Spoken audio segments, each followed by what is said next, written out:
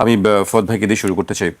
রাষ্ট্রপতির পদত্যাগ নিয়ে হঠাৎ করেই আবার আলোচনা হচ্ছে যে তিনি আসলে যে তার শারীরিক কারণে কথা বলেছেন, যে আবার আমরা কিছু সূত্র গণমাধ্যমে খবর দেখছি তাকে সরকারি দল থেকে বলা হচ্ছে, যদিও আজকে স্বরাষ্ট্রমন্ত্রী বলেছেন যে সরকারের পক্ষ থেকে এই বিষয়ে কোনো কিছু বলা হয়নি।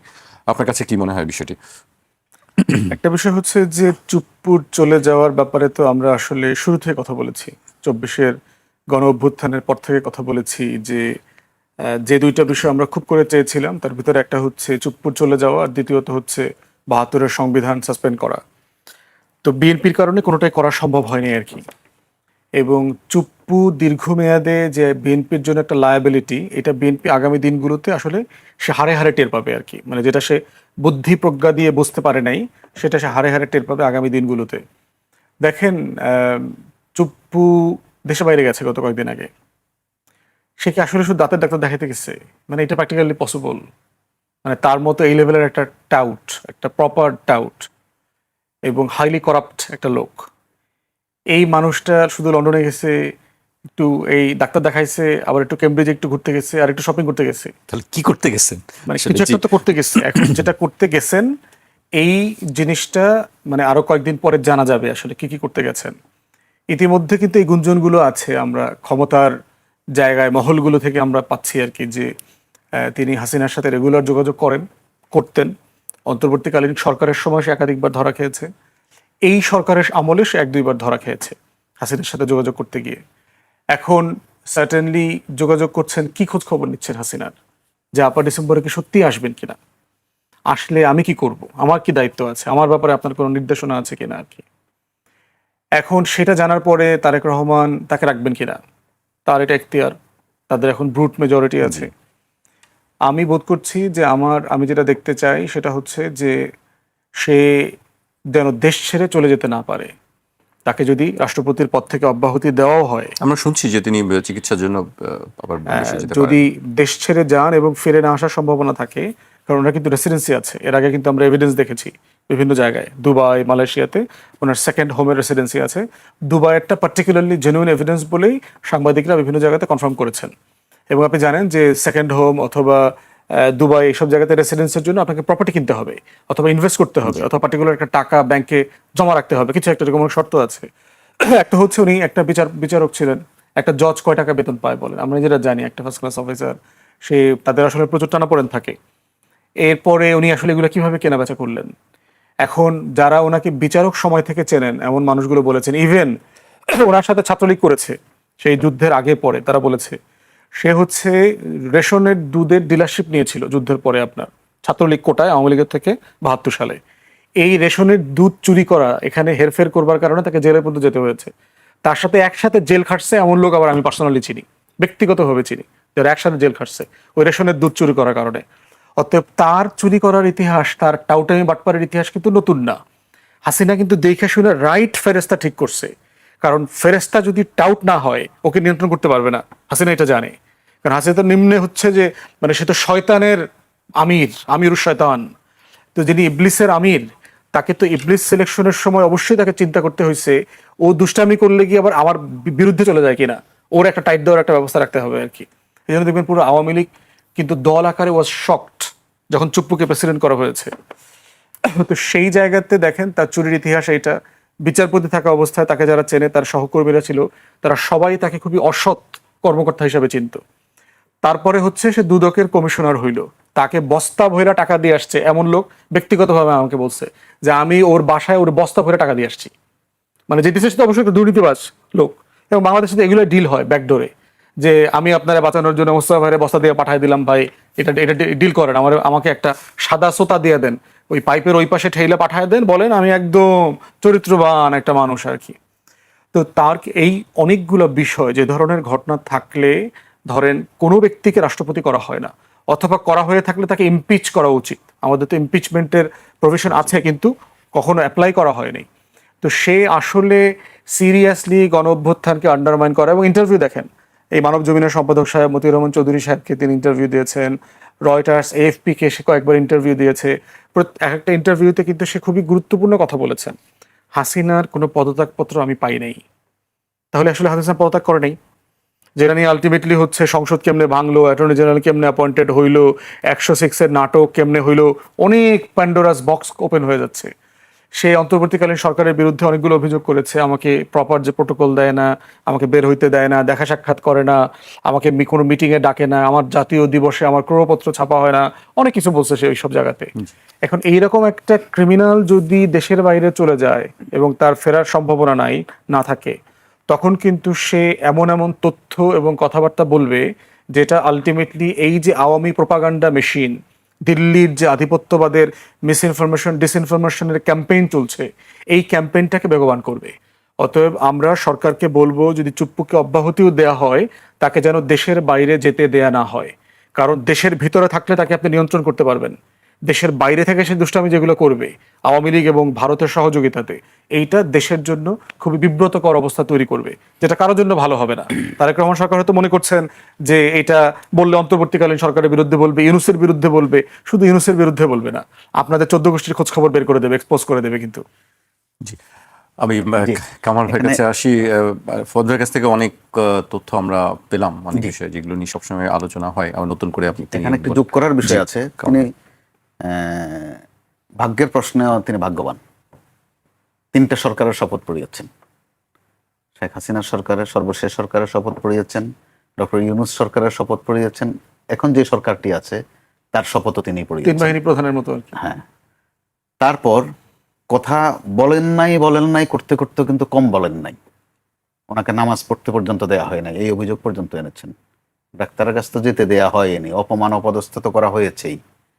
আবার তিনি কিন্তু পদ ছাড়েননি, রাগ করেননি, তার মানে চরম ধৈর্যশীল মানুষ।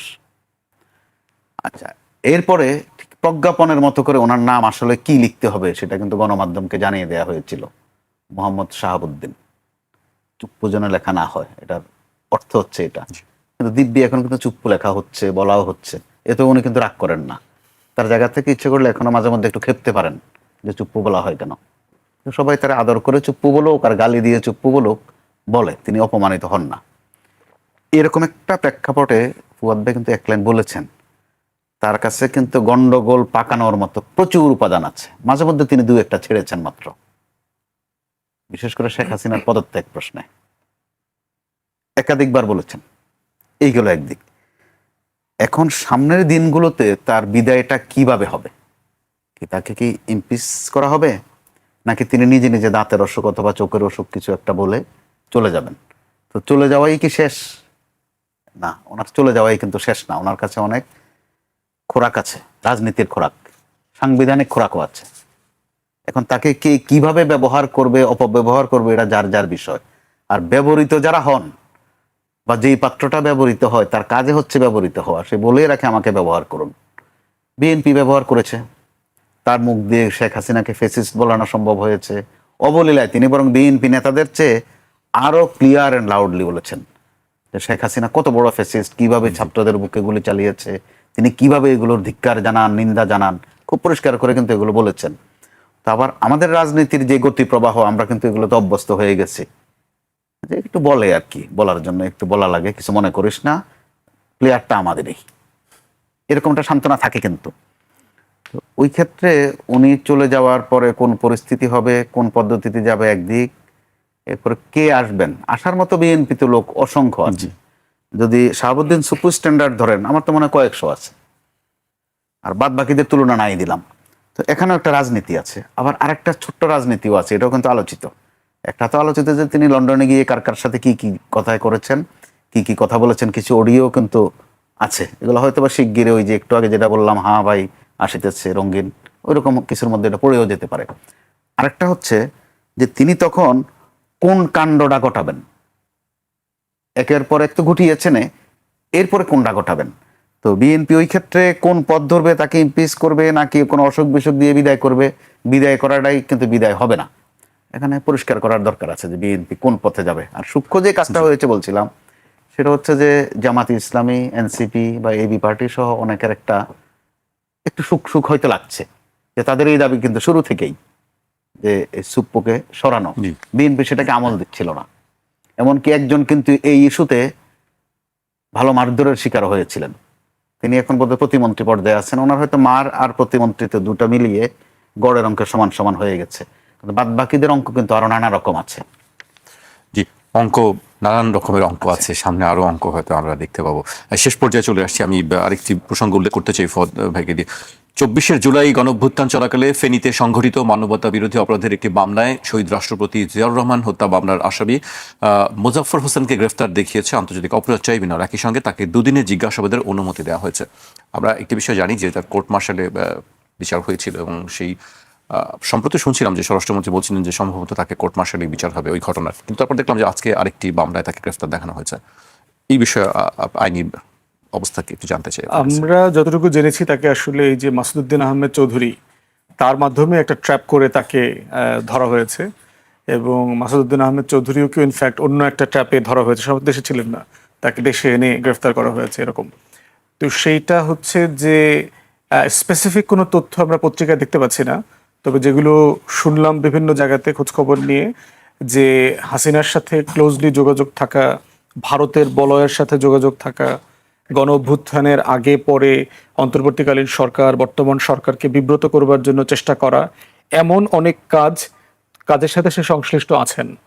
এখন একটা বিষয় হচ্ছে যে শহীদ প্রেসিডেন্ট জিয়াউর রহমানের হত্যাকাণ্ডের সাথে তো কোর্ট মার্শাল হয়ে গেছে, তো সেখানে তার বিচার এক্সিকিউট করাটা খুব ডিফিকাল্ট হওয়ার কথা না যদি মিলিটারি আইনে চলে যায়, কিন্তু যদি সিভিল অফেন্সের সাথে এঙ্গেজমেন্ট থাকে তাহলে তাকে ইমিডিয়েটলি কোর্ট মার্শালে হস্তান্তর করে ফাঁসি দেওয়ার বন্দোবস্ত করা যাবে না, সেখানে অন্য তদন্ত করে তথ্য কালেকশন করতে হবে।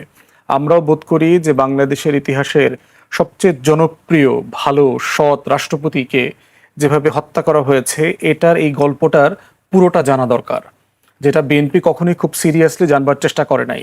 যে এরশাদকে গ্রেফতার করা, তাকে আইনের মুখোমুখি করা, তার রাজনীতি করতে না দেয়া, ভারতের ইনভলভমেন্ট কি ছিল, কেন করা হয়েছে, এইটা পুরো গল্পটা নিয়ে বিএনপির দেখলাম কখনই কোনো আগ্রহ ছিল না।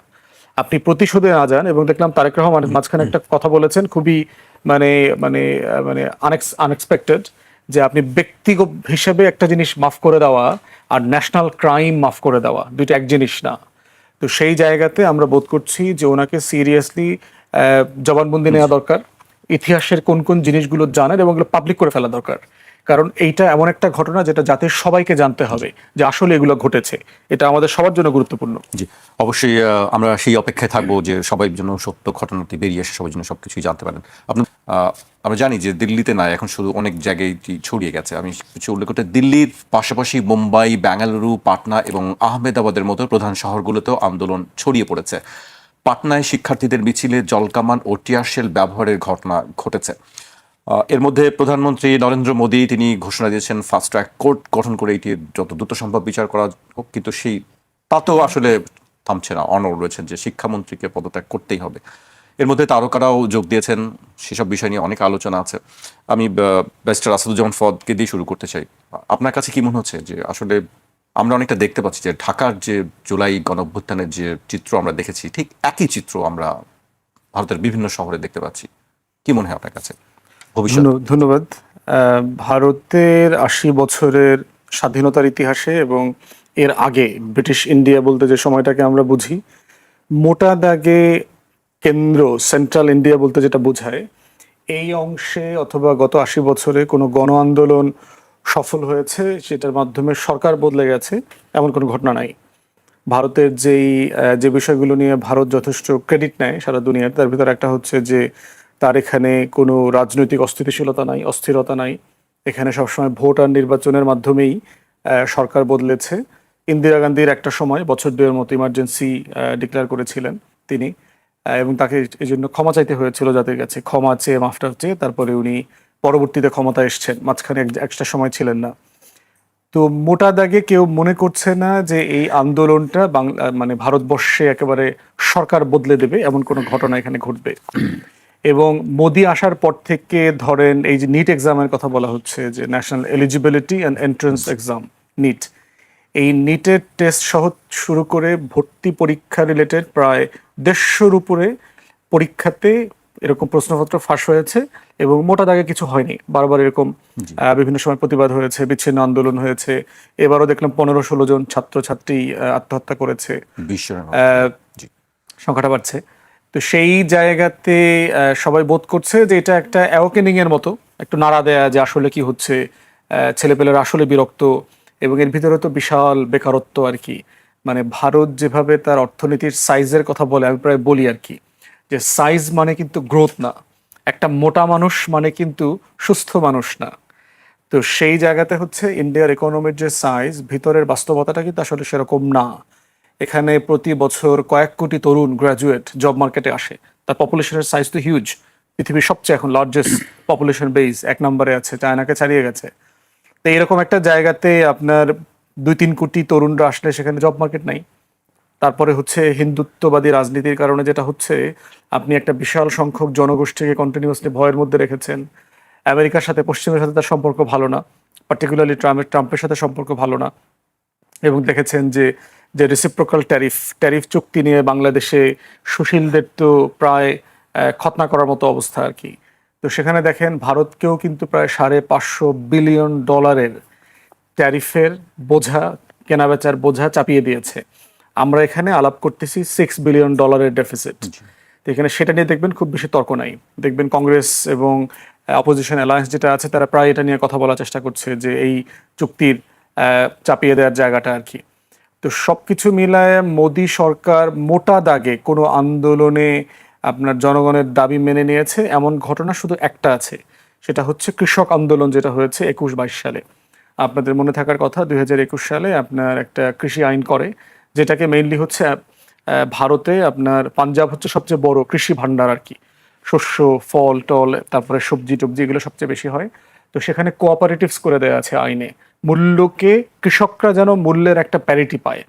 তা নাহলে যেটা হচ্ছে বাংলাদেশে, যেটা আমরা সাফার করছি ফরিয়াদ এবং মধ্যস্বত্বভোগীদের কারণে, যেটা হচ্ছে মূল যে উৎপাদনকারী কৃষক, উনি আসলে দামটা পাচ্ছেন না। আবার শহরগুলোতে, ঢাকার মতো জায়গায় যারা আছেন, তারা প্রচুর দামে জিনিসটা কিনতে হয়। এ কারণে পাঞ্জাবে সহ বিভিন্ন জায়গায় তারা যেটা করেছে, কোঅপারেটিভস করে দিয়েছে। এইটা মোদি আইনটা পরিবর্তন করে এখানে কর্পোরেশনকে ইনক্লুড করছে, যেটা কর্পোরেটাইজ করা হবে এবং দাম মার্কেট ঠিক করবে। এটার প্রতিবাদে তখন কৃষক আন্দোলন হয়। 1 বছরের উপরে আপনার এই দিল্লি থেকে পাঞ্জাব, অমৃতসর পর্যন্ত রাস্তা রাস্তা কিন্তু ব্লক করে রাখে, সীমান্ত পর্যন্ত ব্লক হয়ে যায়। তারপরে আপনার 22 নভেম্বরে গিয়ে তারা এই দাবিটা, আইনটা বাতিল করে মোদী সরকার। এর বাইরে মোটা দাগে কোনো আন্দোলনে কিন্তু মোদী কনসিড করে নাই। ধরেন কাশ্মীরের আর্টিকেল 370 বাতিল করা হলো, ব্যাপক আন্দোলন হয়েছে। নাগরিকত্ব সংশোধন আইন হইল, সম্প্রতি বিভিন্ন স্টেটে ভোটের আগে যে রিভিশন করেছে, SIR করেছে, সেগুলো নিয়ে আন্দোলন হয়েছে। কোনোটাতে কিন্তু মোদী ব্যাকট্র্যাকে যায় নাই। গবাদি পশু, গরু নিয়ে যে পরিমাণ হাঙ্গামা হয়েছে, খুন খারাপি হয়েছে, ব্যাকট্র্যাক করে নাই। এই জন্য অনেকেই মনে করছে ধর্মেন্দ্র প্রধান, তার যে শিক্ষামন্ত্রী, দলের ভিতরে খুবই সলিড লোক। আপনার পূর্বাঞ্চলে বিহার, উড়িষ্যা থেকে শুরু করে এই অঞ্চলে সবচেয়ে গুরুত্বপূর্ণ বিজেপির নেতা। অমিত শাহ ধরেন আপনার গুজরাট থেকে শুরু করে, যোগী আছে উত্তরপ্রদেশে। তো ধর্মেন্দ্র প্রধান হচ্ছে এই পূর্ব অঞ্চলের জন্য খুবই গুরুত্বপূর্ণ নেতা, যিনি ব্রাহ্মণ না। কারণ RSS আর বিজেপির হিন্দুত্ববাদী রাজনীতি হচ্ছে, নেতারা উপরে যারা আছেন মোটামুটি সবাই ব্রাহ্মণ, ক্ষত্রিয়, উচ্চ বর্ণের। তো ধর্মেন্দ্র প্রধান হচ্ছে অযাদব, মানে যাদব হচ্ছে একটা বিশাল ব্রাহ্মণ উচ্চ শ্রেণীর, উচ্চ বর্ণের সম্প্রদায়, সে হচ্ছে যাদব গোষ্ঠীর না। তো ধর্মেন্দ্র প্রধানকে সরিয়ে দিলে যেটা হবে, উড়িষ্যা থেকে শুরু করে বিহার, এই পূর্বাঞ্চলে নিম্নবর্ণের হিন্দুরা যারা বিজেপিকে ভোট দিয়েছে কোটিতে কোটিতে, তারা হয়তো অসন্তুষ্ট হবেন এবং বিজেপির ভোট মার্কেট এখানে সিরিয়াসলি এফেক্টেড হবে। তো এইসব কারণে ধর্মেন্দ্রকে সরানোর ব্যাপারে তারা চিন্তা করছে না। প্লাস হচ্ছে যে মোদি, অমিত শাহের যে টাফ স্ট্যান্স, যে তারা খুবই একটা শক্ত আয়রন ম্যান যে লিডারশিপ তারা শো করবার চেষ্টা করছে, সেটার মানে ক্ষয়িষ্ণু হয়ে যাবে। তো সেই কারণে বোধ করছে তারা যে এখানে কোনো দাবি দেওয়া কনসিড করা যাবে না। এবং আন্দোলনও এমন পর্যায়ে গেছে বলে আমার কাছে এখনো মনে হচ্ছে না যে আপনার সিরিয়াসলি সে আসলে হুমকির মধ্যে পড়ে গেছে। আর প্রাতিষ্ঠানিকভাবে তো হাসিনার মতো টোটাল রাষ্ট্রীয় কাঠামো এখন মোদি এবং RSS এর দখলে। সেটা গদি মিডিয়া বলেন, সেটা সেনাপ্রধান বলেন, আর্ম ফোর্সেস, কয়েকদিন আগেই মাত্র পুলিশ প্রধান পরিবর্তন করা হয়েছে। তারপরে হচ্ছে নির্বাচন কমিশন বলেন, প্রধান বিচারপতি বলেন, পুরো কাঠামো হচ্ছে এখন বিজেপির দখলে আছে। তো সেই কারণে মোটা দাগে তারা খুব বেশি মানে হুমকির মধ্যে আছে এটা মনে হচ্ছে না। যদিও বিজেপি লিডারশিপ মনে করছে যে এখানে সিআই এর একটা চক্রান্ত আছে, এখানে ক্ষমতার পালাবদলের একটা চেষ্টা করা হচ্ছে। এই তর্কটা হচ্ছে, আমি আপনার এখানে এর আগে কথা বলেছিলাম, deputy secretary of state Christopher Landau, সে গত মার্চ মাসে আপনার অবজারভার ফাউন্ডেশনের একটা প্রোগ্রামে দিল্লিতে এই কথাটা বলেছে যে চায়নাকে আর্থিকভাবে সমৃদ্ধশালী করে আমরা যে ভুল করেছি, এই ভুল ইন্ডিয়ার ব্যাপারে আমরা করব না। মানে পরিকল্পিতভাবে চায়না এবং পাকিস্তানকে কন্টেন করবার জন্য ইন্ডো প্যাসিফিক পলিসি, তার ভারত মহাসাগরে তার নিয়ন্ত্রণ এবং দক্ষিণ এশিয়ার যে ফ্রাঞ্চাইজ, প্রত্যেকটা রাষ্ট্রকে আপনি জানেন আমাদেরকে বন্ধক দেওয়া হয়েছিল দিল্লির কাছে, এই বন্ধকি সম্পর্ক তারা কন্টিনিউ করবে না। অতএব বিজনেসের টার্মে করতে হবে, আপনাদেরকে আপনাদের টার্মে বিজনেস করবেন, আমরা কোনো এক্সট্রা ফ্যাসিলিটি দিব না। এবং এটার রেজাল্টই হচ্ছে কিন্তু ট্যারিফ, প্রায় 39% ট্যারিফ, $550 বিলিয়ন কেনাকাটা করতে হবে আমেরিকা থেকে। এবং এইটার পরবর্তীতে বিক্রম সুদ, আপনার রয়ের চিফ ছিলেন, তার একটা ইন্টারভিউ দেখলাম, তিনি ওই অবজারভার ফাউন্ডেশনের মিটিংয়ে ছিলেন, তিনি বললেন যে ইটস এ সিরিয়াস থ্রেট, যে এই ধরনের কথা বলা মানে হচ্ছে আমেরিকার গত 35 বছরের ভারতের সোভিয়েত ইউনিয়নের পতনের পর থেকে ভারতের সাথে স্টেট ডিপার্টমেন্টের, পেন্টাগনের যে সম্পর্ক ছিল, যেই বোঝাপড়াটা ছিল, এইটা আসলে নাই, এটা ভেঙে গেছে। এর মানে হচ্ছে যে আমাদের ব্যবসা বাণিজ্যের উপরে ট্যারিফ আসতেছে, হুমকি আসতেছে, আমাদের অর্থনীতির উপর হুমকি আসছে, এবং একইভাবে এখানে রাজনৈতিক শক্তির পট পরিবর্তনের একটা সম্ভাবনা তৈরি হয়েছে। এখন সেই রকম একটা বাস্তবতায় অনেকেই সন্দেহ করছেন যে এই আন্দোলনে আপনার সারা পৃথিবীতে এরকম এই যে অরেঞ্জ বিপ্লব করার, বিভিন্ন রংধারী বিপ্লব করবার, অভ্যুত্থান করবার যে কালার রেভলিউশন করবার ইতিহাস যেভাবে আমেরিকার পশ্চিমের আছে, তেমনই কিছু একটা এখানে ঘটতে চলেছে কিনা, এইটা বিজেপির পন্থী যারা আছেন তারা অনেকে সন্দেহ করছেন। তো দেখা যাক, সময় বলে দেবে কোন দিকে যাচ্ছে।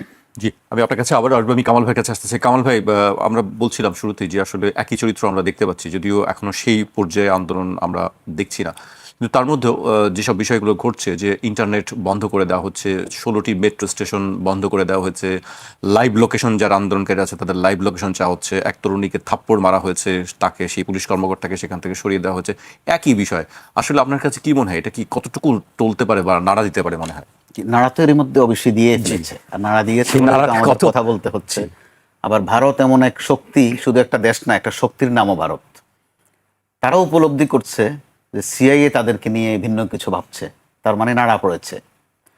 আর কপি পেস্ট প্রশ্নে আমি বলি এই কারণে, স্লোগানগুলো ইংরেজিগুলো কিন্তু একই উচ্চারণ, হিন্দিতে আর বাংলায় যেগুলো হচ্ছে কাছাকাছি বাংলাদেশের মতোই। আবার রাজপথের যে অবস্থান, যেই ভাবভঙ্গি, এগুলো একই রকম। আবার একটু আমাদের মনে রাখা দরকার আছে, হয়তো খুব ম্যাটার করে না, বাংলাদেশে যিনি এই পরিস্থিতির শিকার হয়েছেন তিনিও ভারতে আছেন, এটা মনে রাখার দরকার আছে। অনেক কিছু ম্যাটার না করলেও তিনি একটা সাবজেক্ট। আবার নেপাল, শ্রীলঙ্কা, ওখানেও কিন্তু এই ধরনের প্রায় কাছাকাছি কাণ্ডকীর্তি ঘটেছে। এরকম একটা অবস্থায় আমাদের জন্য ভাবনার যেমন বিষয় আছে, খুব পর্যবেক্ষণেরও বিষয় আছে। আমাদের এখানেও দেখেন 17-18-তে শুরু হলো কিন্তু নিরাপদ সড়ক চাই দিয়ে, পরবর্তীতে এটা ধাপে ধাপে শিক্ষা আন্দোলনে গেল। এই শিক্ষা আন্দোলনটাই কিন্তু পরবর্তীতে সরকার পতন আন্দোলন। ভারতেও একই শিক্ষা। তো তখন কিন্তু আমাদের এখানে মাঝে মধ্যে হয়তো শাহজাহান খান সাবজেক্ট হয়ে যেতেন যখন নিরাপদ সড়কটাই হতো। যখন অন্য কোনো গালিগালাজ বা তাচ্ছিল্যের বিষয় আসতো, তখন ওবায়দুল কাদের অথবা হাসান মাহমুদ সাবজেক্ট হতেন আধা বেলা, পরের বেলায় কিন্তু স্বয়ং প্রধানমন্ত্রী। এই গত কয়েকদিন আগে দেখেন, যখন শিক্ষা নিয়ে প্রশ্নপত্র নিয়ে শুরু হলো, শিক্ষামন্ত্রী সাবজেক্ট ছিলেন বড় জোর 1.5 দিন, আমি যদি ভুল না করে থাকি। তারপরে 3 দিনে কিন্তু সরাসরি টার্গেট প্রধানমন্ত্রী। এখনকার যে শিক্ষার্থীরা, তারা শিক্ষামন্ত্রী নিয়ে কিছুক্ষণ ব্যঙ্গ করছে, ট্রল করছে, ফিনিশিংয়ে গিয়ে প্রধানমন্ত্রীকে একটা হিট করছে। এটা খুব খেয়াল করবার মতো বিষয়। ওখানেও ধর্মেন্দ্র বাবু কিন্তু এখন আর খুব সাবজেক্টের মধ্যে থাকছেন না, ওনাকে চলে যায় মোদির কাছে। অতএব আবহাওয়াটা বা বাতাসটা কিন্তু অনেকটা কাছাকাছি। আর ভারতের প্রশ্নে এই কথা সত্য যে তারা নিজেরা সমস্যায় পড়ে না, কিন্তু সমস্যা তৈরি করে দেয় আশপাশে, এবং কখনো কখনো তারা সমস্যা রপ্তানি করে। বাংলাদেশে অবিরাম করেছে, বিভিন্ন সময়ে নেপালে করেছে, শ্রীলঙ্কায় করেছে। এখন তারা কিন্তু যেসব বুদ্ধি অন্যদেরকে দিত, ওইসব বুদ্ধিতে নিজেরাও কিন্তু ঘায়েল হতে শুরু করেছে। অতএব আন্দোলনটা কোন পর্যায়ে যাবে সেটা হয়তো আরো অপেক্ষা করতে হবে, কিন্তু বর্তমান যে পর্যায়টা, এই পর্যায়টা আমাদের চেয়ে খুব ভালো কিছু কিন্তু মনে করা যাচ্ছে না।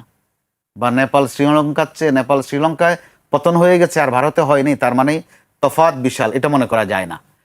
অর্থাৎ ভারতকেও এখন ভাবতে হচ্ছে, বাংলাদেশকেও কিন্তু মাঝে মধ্যে ভয় পেতে হচ্ছে যে এসব আন্দোলনের নেপথ্য থেকে বাংলাদেশেরও কোনো উস্কানি আছে কিনা, ভাবতে হয়। এটাই বিশ্ব বাস্তবতা। কারণ এই আমরা যেটা গ্লোবালাইজেশন বলি, বিশ্বায়ন বলি, এখানে এখন আর একত্ববাদের খুব একটা অবস্থা নাই, যে আমি সব বুঝি, আমি সব পারি, অর্থাৎ এই যে আমিত্ব আর আমিত্ব, এখন রুগান্ডা উগান্ডাও নিজেদেরকে কিছু একটা মনে করে, ভূমিকা রাখে তো যতটুকু পারে। তো ওই রকম অবস্থায় ভারতের এখনো বাংলাদেশের জন্য ভারত যেরকম প্রাসঙ্গিক, তারা কি এই সুযোগে বাংলাদেশের সাথে সম্পর্কটা উন্নয়ন করবে কিনা? আমি তো উন্নয়ন বলছি দ্বিতীয় ধাপ, আসলে যে স্বাভাবিক করবে কিনা। উন্নয়ন তো আরো পরের ব্যাপার, যেগুলো মাঝে মধ্যে যে দুই একটা সেশন করেন, সীমান্ত দিয়ে হেঁটে চলে আসেন, আতিথেয়তা দেন, আতিথেয়তা নেন, এগুলো আসলে এক ধরনের ডামি শো। অন্তত তারা স্বাভাবিক করবে কিনা সমস্যাটা, পরিস্থিতিটা বাংলাদেশের সাথে। কারণ বাংলাদেশ গত কয়েক মাসে কিন্তু আমরা অভ্যন্তরীণ রাজনীতিতে যত সমালোচনাই করে থাকি, ইউনূস সরকার থেকে যেটা শুরু হয়েছে এটার ফলো আপ এখনো আছে, যে ভারতের সাথে মোটামুটি চাণক্য না পারুক অন্তত একটু মুন্সিয়ানা কিন্তু বাংলাদেশ দেখাচ্ছে বিভিন্ন পয়েন্টসের উপরে। তো এরকম একটা অবস্থায় অভ্যন্তরীণভাবে আমাদের ভাবনার বিষয় আছে, ভারতের নিজস্ব ভাবনার বিষয় আছে, আবার প্রতিবেশী হওয়ার কারণে অগ্রাহ্য করার সুযোগ থাকে না। আমাদের কিছু হলে এই বাতাস যেমন ওখানে যাবে, ওখানে কিছু হলে ওটার বাতাস আমাদের এইদিকে আসবে।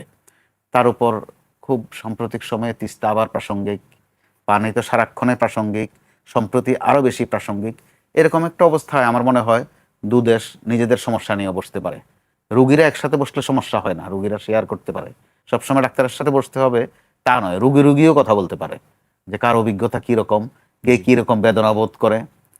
এরকম একটা জায়গা থেকে আমি একটু হলেও ইতিবাচকভাবে দেখব যে অন্তত সোজা বাংলা কথায় দুষ্টামিটা একটু কমিয়ে একটা সহাবস্থান তৈরি করা যায় কিনা, এই নিয়ে ভাবনার কথা বলছি। জি, আমি আপনার কাছে আবারও আসবো। আমি ফদ ভাইয়ের কাছে আসতে চাই।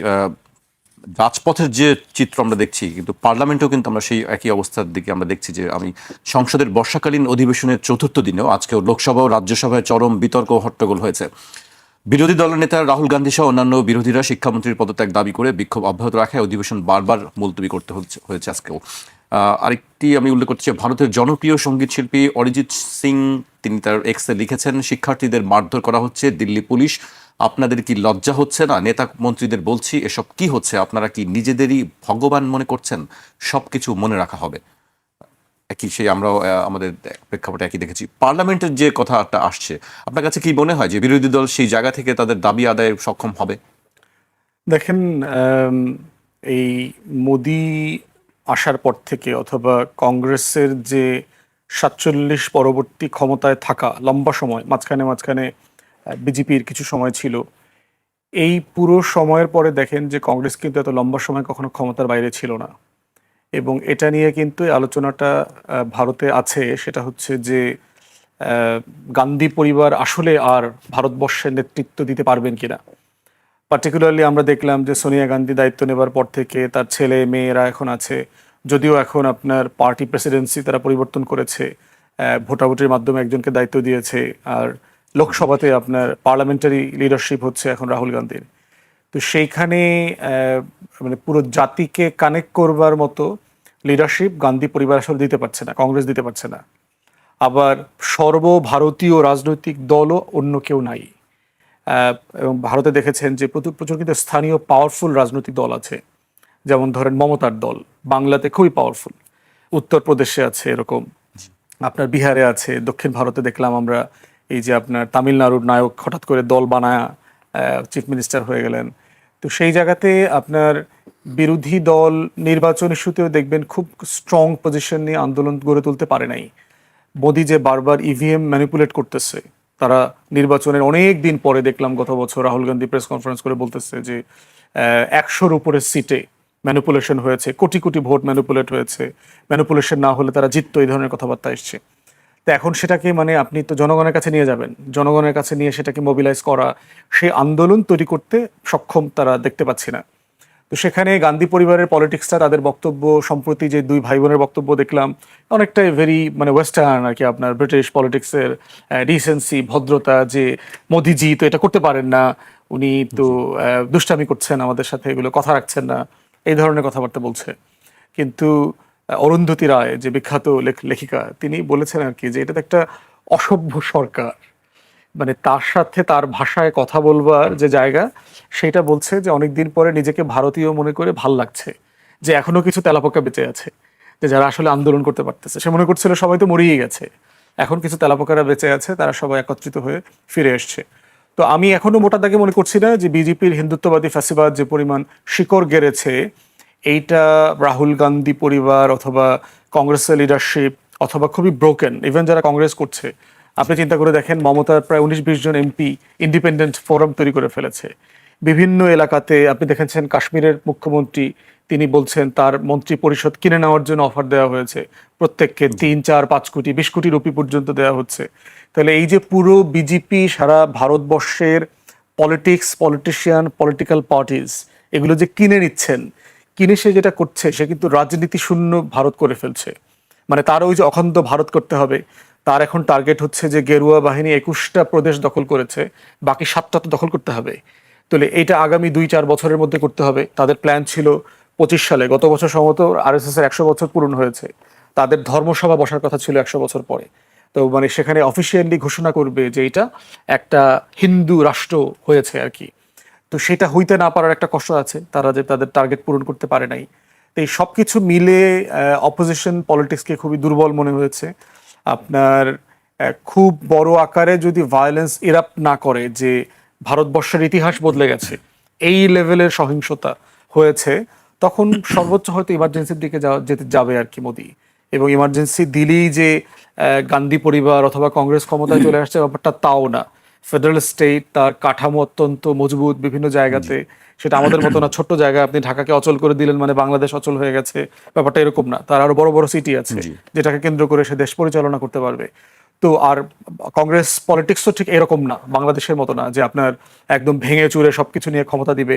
কারণ কংগ্রেসের পলিটিক্যাল হাতে খড়ি কিন্তু ব্রিটিশদের হাতে, সেই 1885-86 সালে। তো প্রায় 100+ বছর একটা রাজনৈতিক কালচার তারা তো প্র্যাকটিস করেছে, ভোট, গণতন্ত্র, নির্বাচন, একটা বিতর্ক তর্কর ভিতর থেকে রাজনৈতিক সংস্কৃতি গড়ে তোলা। সেখান থেকে তারা হুট করে খুব ভায়োলেন্ট হতে পারবে আমাদের মতো, তেমনটা আমি বোধ করছি না। জি, আপনার কাছে আমি আবার আসবো। আমি কামাল ভাইয়ের কাছে আসতে চাই। কামাল ভাই, ত্যাগ, পদত্যাগ, এই বিষয় নিয়ে খুব আলোচনা চলছে, আজকেও ওইটি নিয়ে দিনভর আলোচনা ছিল। রাষ্ট্রপতির একটি বিষয় আছে, আরেকটি হচ্ছে যে জামায়াতের যিনি এমপি তাকে বহিষ্কার করা হয়েছে, তার সংসদ সদস্য পদ থাকবে কি থাকবে না, এই বিষয় নিয়ে অনেক আলোচনা হয়েছে। আপনার কাছে কি মনে হয় পরবর্তী রাষ্ট্রপতির দৌড়ে আসলে কারা কারা থাকতে পারেন?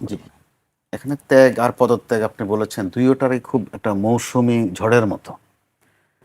প্রথমত যদি ত্যাগের প্রশ্ন বলেন, জামাত তার একজন এমপিকে ত্যাগ করেছে, তিনি জামাতকে ত্যাগ করেছেন কিনা এখন আমরা জানি না। আবার জামাতের যে রাজনৈতিক চর্চা, তাদের কিন্তু প্রতি বছরে দলীয় কিছু সিদ্ধান্ত হয়, কঠিন কঠিন সিদ্ধান্ত হয় যেগুলো আমরা জানি না, তারা সাধারণত জানান না, অভ্যন্তরীণভাবে রাখা হয়। যেমন ফুয়াদ ভাই পাশে আছেন, এই জন্য একটু বলার দরকার মনে করছি। আপনাদের যিনি সভাপতি মঞ্জু ভাই, তাকে যে জামাত থেকে বহিষ্কার করা হয়েছিল, জামাত কিন্তু জানাই নাই কখনো এটা। মঞ্জু ভাই জানিয়েছেন গণমাধ্যমকে যে ওনাকে বহিষ্কার করা হয়েছে। জামাতের কালচারটা এরকমের। তো অনেক দিন পর জামাত একটা সিদ্ধান্ত প্রেস রিলিজ দিয়ে জানিয়েছে যে তারা একজনকে দল থেকে ত্যাগ করেছে। তো এখন এমন একটা বিষয়টা এত স্পর্শকাতর, যদি আলোচনা না করা যেত স্বস্তি লাগতো, কিন্তু পরিস্থিতির এতই অনিবার্যতা, আজকে 3-4 দিন ধরে আমাদের কথা বলতেই হচ্ছে বিষয়টা নিয়ে। আবার বিষয়টা এমন, যার এই নিয়ে গরজ কম, আগ্রহ কম, সেও শুনতে একটু পছন্দ করে, আবার ফাঁকে ফুঁকে দুই এক কথা আবার নিজে বলেও। আবার আজকে দেখলাম গণমাধ্যমে যে আবার নতুন কোন এক ভিডিও, জি, হয়তো আরও আসবে। তো এখন জামাত স্মরণকালের একটা সুবিধাজনক অবস্থায় আছে বাংলাদেশের রাজনীতিতে। তো এমন একটা সময়ে তিনি, এই গাজী সাহেব এমন ঘটনা ঘটালেন, তিনি আসলে একজন গাজী, তিনি যুদ্ধ ফেরত, শহীদ হননি, জামাতের জন্য অর্নামেন্ট, স্পিকার হাসছেন আপনার কথা শুনে। এই গেল একদিক। আবার জামাতের একজন আমির অনেকটা গর্ব করে বলেছিলেন যে আমাদের জান্নাত শুরু হবে সাতক্ষীরা অঞ্চল দিয়ে। ওই এলাকার জামাত নেতারা একটু বেশি আমলি, জামাতের প্রভাবও বেশি এখনো। তো জান্নাতের যে নমুনাটা উনি দেখিয়ে ফেললেন, ভয়ের একটা জায়গায় ফেলে দিলেন। এরপরে ঝুঁকিতে শুধু নিজেই পড়লেন না, তার দলটাকেও ফেললেন, আবার ইসলামকেও ফেললেন। দলটার নামের সাথে ইসলাম আছে, ওনার নামের সাথেও আবার ইসলাম আছে। আবার বাংলাদেশ জাতীয় সংসদ, তিনটা শব্দ স্পর্শকাতর, সেই সাথে মুক্তিযোদ্ধা তিনি। তো এরকম একটা অবস্থার মধ্যে তিনি যে কাণ্ডকীর্তি ঘটালেন, জামাত যদি না আরো একদিন আগে সিদ্ধান্তটা নিতে বোধ আর একটু ভালো হতো জামাতের জন্য, তাহলে জল ঘোলা অন্তত একদিন কম হতো। তো আবার দেখেন সাবজেক্টের অনিবার্যতায় আমাদের এটা সম্ভবত মন মগজটাও আমাদের এই রকমের, আপনি দেখেন আন্দোলন চলাকালে খুব গরম যখন আন্দোলন 24-এর আন্দোলন, তখন মাঝে মধ্যে আন্দোলনের প্যারালাল একটা হেডলাইন চলে আসতো, আপনি মনে করে দেখেন। একজনের নাম মুস্তাক, একজনের নাম তিশা। ওই মুস্তাক সাহেব এমপি না, বোধহয় ওয়ার্ড কমিশনার ছিলেন, আর তিশা হচ্ছে একটা ছোট্ট মেয়ে মতিঝিল এলাকার। মুস্তাক তিশা ওরা কি গান গায়, একদিকে আন্দোলনের 3 কলাম 4 কলাম হেডলাইন, পাশে 2 কলাম মুস্তাক আর তিশার খবর। মানে মানুষের খুব মোহ থাকে এইসব জিনিসের প্রতি, অডিয়েন্স এগুলো নেয়, খায় বলে আর কি। আমরা মিডিয়া হাউসে নিজেরা বলে যে খায় ভালো, তো এরকম জিনিস বরাবরে খায় ভালো। তো কিন্তু এটাতে আমাদের চরিত্রের কতগুলো জিনিস প্রকাশ পায়। আর জামাতে ইসলামের ক্ষেত্রে যে কাণ্ডটা ঘটলো এবার, এটা আমাদের প্রান্তিক পর্যায়ের একটা অবস্থা। দেখেন যে কেউ কেউ যখন কর্মসংস্থানের প্রশ্নে পড়ে, চাকরি দরকার হয়, তখন কিন্তু জনপ্রতিনিধির কাছে যায়। সহায় সম্বল যার নাই সেও যায়, যার মোটামুটি আছে সেও যায়। তাহলে যাওয়ার পরেই কিন্তু এই কাণ্ডটা ঘটলো। তার মানে ভবিষ্যতে জনপ্রতিনিধির কাছে সুপারিশের জন্য যেতেও ভেবে চিন্তে যেতে হবে। তো এই গেল দ্বিতীয় দিকটা, সামাজিক বাস্তবতা এটা। এখন যখন বিয়ে শাদী বা এটা সেটা হয়েই গেছে, বাংলাদেশের প্রচলিত আইনে আছে বয়স টয়স এইসব নিয়ে কিছু গোলমাল আছে আইনে, আবার ফাঁকও আছে, আইনেও ফাঁক আছে।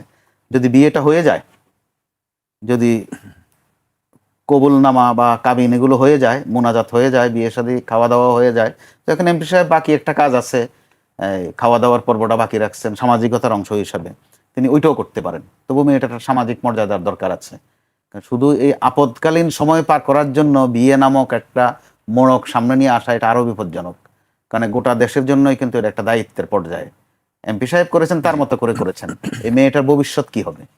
তো আর এর মধ্য দিয়ে যে রাজনীতির অন্দরমহলে যে কথাগুলো আসছে সোশ্যাল মিডিয়ায় কিন্তু খুব বেশি, আপনি খেয়াল করে দেখেন গত কয়েকদিন জামাতি বিভিন্ন কর্নার থেকে হুমকি দেয়া হচ্ছে, কারণ যেহেতু বিএনপি বেশি ফুর্তি করেছে এটা নিয়ে, তারা ওই যে বাংলা সিনেমার বিজ্ঞাপনের মতো বলছে, হ্যাঁ ভাই আসিতেছে, রঙিন পর্ব আসবে পরে। অর্থাৎ বিএনপিরও কারো কারো এসব আছে। আওয়ামী লীগ আমলের শেষ দিকে মনে আছে আপনার, ডাক্তার মুরাদ নামে একজন, অবশ্যই মনে আছে, কারণ আমরা গণমাধ্যমে আমাদের সবসময় এই খবরগুলোই হ্যাঁ দিতে হয়। তো এই যে এই কাণ্ডগুলো কিন্তু হয়তোবা কয়েকদিন মজাদায়ক, কিন্তু এগুলো কিন্তু গোটা সরকারকে যেমন আক্রমণ করে, দিন শেষে মানুষকেও ক্ষুব্ধ করে। ক্ষুব্ধ হয় মানুষ এই কারণে, একটা মানবিক কারণও আছে। আবার রাজনীতিবিদদের কাছ থেকে মানুষ এটা কম আশা করে, আবার জামাত ইসলামের কাছ থেকে আরো কম আশা করে। কারণ যত সমালোচনাই থাক, জামাত সম্পর্কে গড়পড়তে একটা ধারণা আছে যে তারা একটু আমল আখলাক ভালো, একটু সাবধানী, একটু শিক্ষিত, একটু সতর্ক, সব গুণাগুণ তাদের আছে। কিন্তু এই জায়গায় তিনি যা করে ফেললেন, একেবারেই দলটাকে যেমন বিপদগ্রস্ত করলেন। এখন আমাদের আসবে ওনার পদত্যাগ প্রশ্ন, সংবিধানের অংশ আসবে, সংসদে এটা কিভাবে ফয়সালা হবে। তো এখানে আমি আগাম বলে রাখি, এই ক্ষেত্রেও তার কিন্তু সহযোগিতা করার ব্যাপক সুযোগ আছে। এটাই সংসদে তর্ক বিতর্ক করা, এরপরে নির্বাচন কমিশনে পাঠানো, তার চেয়ে তিনি যদি দ্রুত নিজের পদত্যাগটা নিজে করে ফেলেন, তিনি নিজেও বাঁচবেন, দ্রুত বাঁচবেন, দলকেও বাঁচাবেন। জি।